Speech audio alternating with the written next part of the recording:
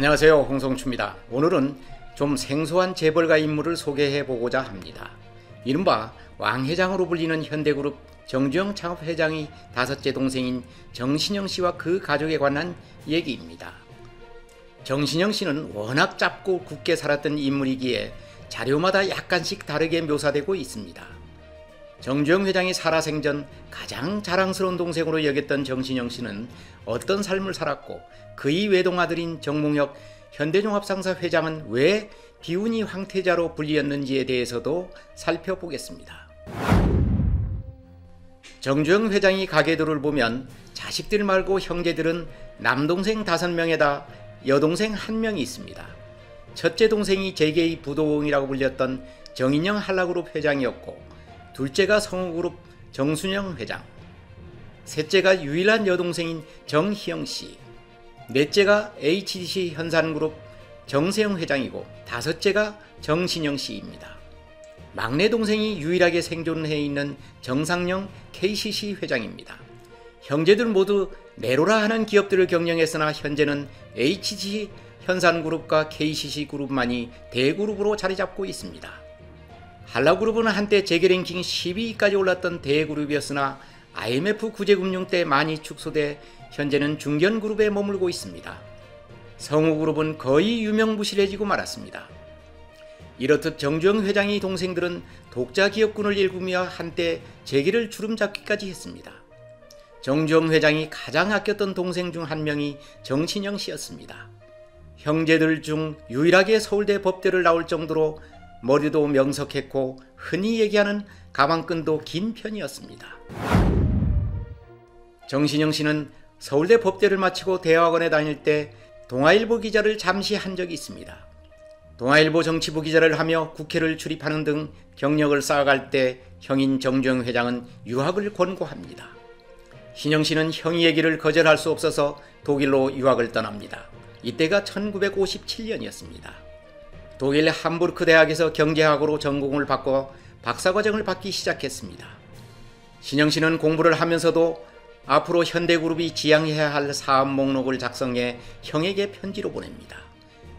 1959년에 보낸 편지에는 향후 사업군 50여 개를 분류했는데 그 중에는 자동차, 조선, 전자, 건설자재 등이 포함되어 있었습니다. 식견이 얼마나 탁월했는지를 보여주는 결과라고 아니할 수 없습니다. 정주영 회장은 신영 씨 조언대로 60년대에 자동차와 조선업에 진출했고 전자는 그 한참 뒤에 나서게 됩니다. 신영 씨는 이외에도 기자직의 매력을 갖고 있었는지 동아일보 독일 통신원으로 있으면서 기사를 송고합니다.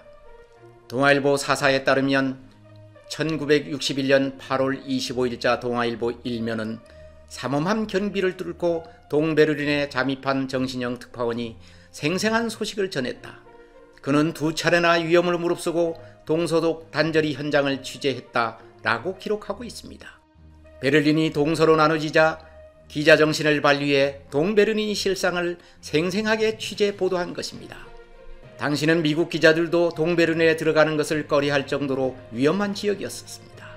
어쨌든 공부와 기자 생활을 병행하던 그에게 청천벽력 같은 소식이 들려옵니다. 다름 아닌 장폐색증이라는 진단을 받은 것입니다. 이 진단을 받고 얼마 없어 이국만리 독일에서 사망하고 말았습니다. 그의 나이 32살 때입니다. 한국에서 소식을 접한 큰형 정주영 회장에겐 엄청난 충격을 주기에 충분했습니다. 동아일보 기자로 잘나가던 동생을 억지로 유학을 보내는데 싸늘한 죽음으로 변했으니 얼마나 허망하겠습니까? 정주영 회장은 생전 회고록인 나이 살아온 이야기의 당시를 이렇게 회고하고 있습니다. 30도 안 된 재수씨는 어쩔 것이며 아버지 없이 자라야 하는 두 아이는 어쩔 것인가. 기가 막혔다. 부모님이 돌아가셨을 때 빼고는 처음이자 마지막으로 열흘 동안 회사에 출근하지 않았다. 이것이 평생 단 한 번이 장기 휴가였다.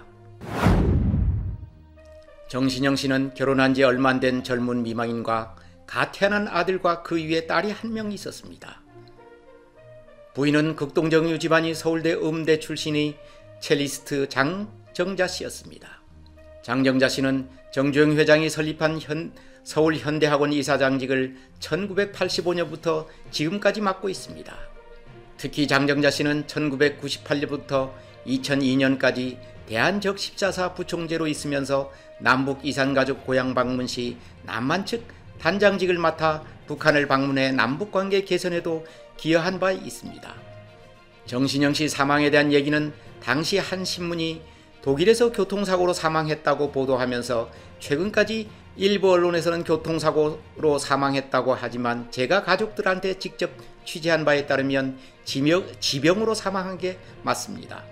정주영 회장은 동생이 안타까운 죽음을 기려 중견 언론인 모임인 관훈클럽에 거금을 쾌척해서 언론인들이 해외 연수와 취재 지원을 하도록 했습니다.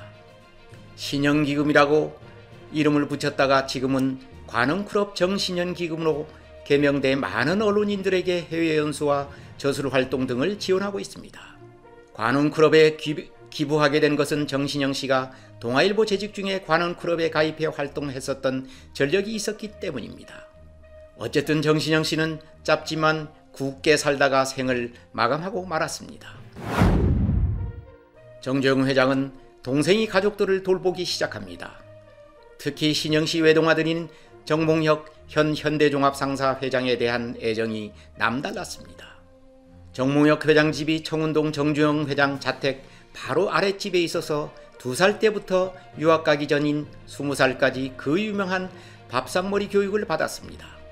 밥상머리 교육이란 자식들 모두 매일 아침 청운동 왕 회장 자택에서 아침을 먹으면서 하루 일과를 여는 방식입니다. 결혼하면 며느리들도 어김없이 청운동 자택으로 소집해 왕 회장이 말없는 교육을 받아야 했습니다. 정몽혁 회장은 유학을 다녀온 뒤에도 왕 회장이 돌아가시기 전까지 밥상머리 교육에 참여했습니다. 저는 1992년 대선 때 대통령으로 출마한 정주영 회장이 기자들한테 밥상머리 교육을 공개했을 때 직접 청운동 자택에서 현장을 지켜보기도 했습니다. 왕 회장은 조카인 정몽혁 회장에게 입버릇처럼 했던 말이 고정관념이 멍청이로 만든다. 아래에서 올라오는 보고 내용을 직접 보고 확인해야 한다 했다고 했습니다. 밑에 사람이 화려한 화술로 얘기해도 현혹되지 말고 반드시 본인이 확인하라는 뜻이었다는 것입니다. 또 하나는 오늘 못하면 내일 한다는 식으로는 발전이 있을 수 없고 어려운 일을 피하다 보면 쉬운 일은 아무것도 없는 법이다라고 자주 말씀하셨다고 했습니다.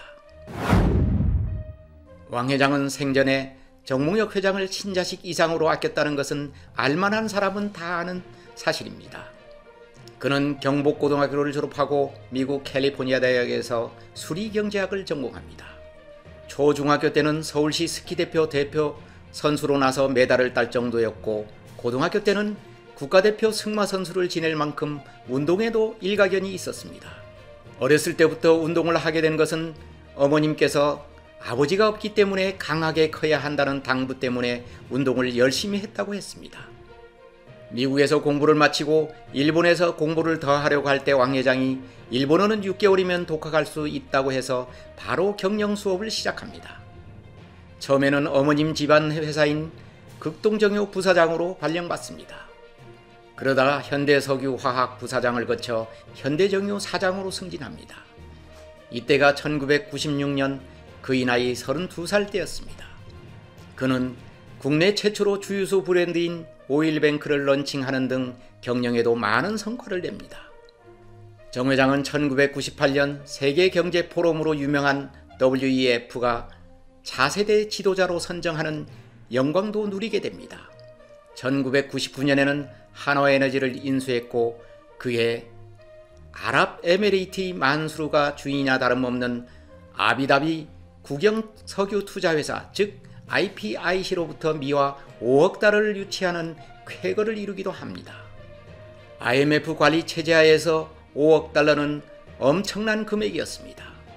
당시 우리나라 외화 유치 사상 최대 금액으로 정부는 정몽혁 회장에게 산업포장을 수여하기도 했습니다. 나중엔 이 회자가 현대그룹과 경영권 분쟁을 일으키게 되는 계기가 됩니다. IPIC 투자는 처음 밝혔던 순수한 공동경영과 달리 경영권 확보가 목적이었습니다. 이때 정 회장이 현대정유 보유 지분이 현대중공업과 IPIC 사이에 캐스팅 보트를 할 수 있었습니다. 실제로 IPIC 측에서 정 회장한테 자기들 편에 서주면 회장직을 보장해 주겠다는 회유가 있었다고 했습니다. 그러나 정 회장은 현대가 이론일 뿐 아니라 국익 차원에서 할 수 없다고 단숨에 거절했습니다. 그러다 일주일 뒤에 집으로 대표이사 회장직을 해임한다는 통보가 왔었다고 했습니다. 현대정유의 경영권을 차지했던 IPIC는 약속한 시설 투자나 증자를 하자나 현대와 법정 분쟁을 벌이게 됩니다. 결국 현대가 이 소송에서 이겨 지금은 현대중공업 계열사로 편입됐습니다.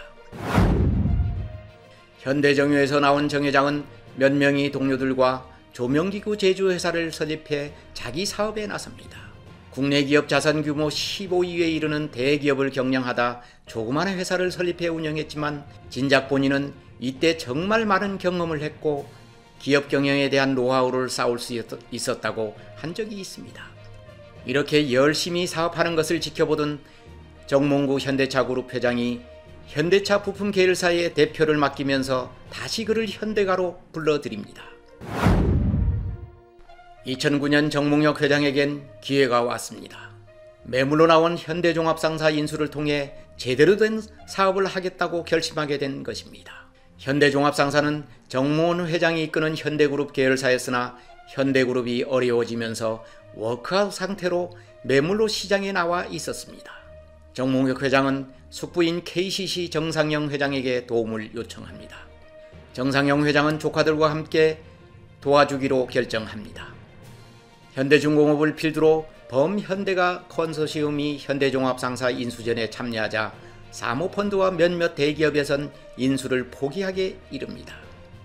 결국 현대컨소시엄은 2009년 채권단으로부터 총 주식이 50% 플러스 1주를 2,500억 원에 매수합니다. 이로써 현대종합상사는 현대중공업 계열사로 편입됐고 그해 12월 정몽혁 회장은 현대종합상사 회장으로 취임하게 됩니다. 2015년엔 정몽혁 회장이 현대중공업으로부터 종합상사 지분을 인수해 명실상부한 종합상사 주인이 됩니다. 이듬해에는 공정거래위원회로부터 현대중공업과의 계열분리 승인까지 받아 독자 경영의 그림을 완수합니다. 아버지가 일찍 돌아가시는 바람에 큰아버지인 정주영 회장이 밥상머리 교육을 받으면서 경영자 자리를 키우다 그의 나이 55세가 되어야 사업다운 사업을 하게 된 것입니다. 정몽혁 회장을 비운이 황태자라고 불리는 것은 이러한 시련이 있었기 때문이라고 저는 생각하고 있습니다. 정 회장은 현대종합상사의 실질적인 주인이 되자 준비된 100년 기업이라는 슬로건 아래 무한한 변신을 시도합니다. 예전이 종합상사처럼 단순한 무역에만 그치는 것이 아니라 물건을 받아다 가공하는 공장을 짓고 그 완성된 제품을 수출하는 방식을 택하는가 하면 캄보디아에선 직접 망고 농장을 운영하며 식량 생산 사업에도 나서고 있습니다. 이러한 정 회장의 변신으로 현대종합상사는 빠르게 성장하고 있습니다. 특히 지난해 코로나 쇼크로 무역량이 줄어들면서 초창기에는 고전했지만 하반기에는 회복해 예전의 성장을 유지하고 있는 것으로 알려져 있습니다. 초등학교 동창과 연애 결혼한 정몽혁 회장은 슬라에 이남 일녀가 있습니다. 부인이 할아버지는 개성상인으로 유명한 동원산업 이홍근 회장이었습니다. 이홍근 선생은 기업가라기보다 문화재 수집가로 더 알려진 분입니다. 그분이 평생 수집한 국보급 문화재 2,899점을 국가에 모두 헌납해 이 헌납된 문화재는 지금도 국립중앙박물관 2층 별도의 전시실에 마련돼 일반인들이 관람을 하고 있습니다. 오늘 정주영 회장이 다섯째 동생인 정신영 씨와 그 집안 얘기를 하게 된 것은 다른 형제들은 국내에서 사업을 하며 많이 알려져 있지만 신영 씨 집안은 별로 알려지지 않았기 때문입니다. 대기업 창업 회장의 동생으로 기자 생활을 하다가 유학을 가서 현지에서 젊은 나이에 요절하고 만 그는 짧지만 굵은 삶을 살았습니다. 외동아들인 정몽혁 회장에 대해서도 그렇게 많이 알려지지 않았습니다. 오랫동안 현대가를 취재한 저는 지금은 정신영 집안에 대해 할 때가 되었다 판단해서 오늘 방송분을 만들어 봤습니다. 2021년 새해를 맞아 정몽혁 회장의 성장 스토리는 재벌가의 또 다른 시사점도 줄 수도 있다고 생각했습니다. 경청해 주셔서 감사합니다. 시청자 여러분, 새해 복 많이 받으십시오.